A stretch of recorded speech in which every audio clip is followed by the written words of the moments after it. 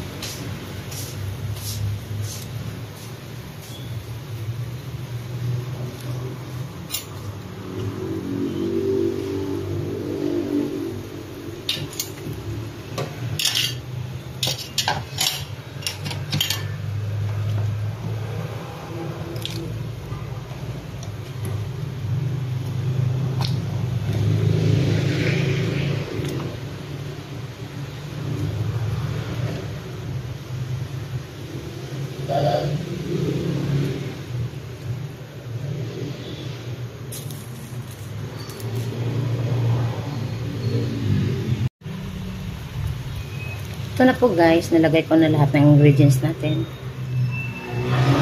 Pakuluin lang natin siya ng 5 minutes. Ayan, tapos na siya. Ready to serve na po guys. Ayan. Thank you for watching. God bless us all.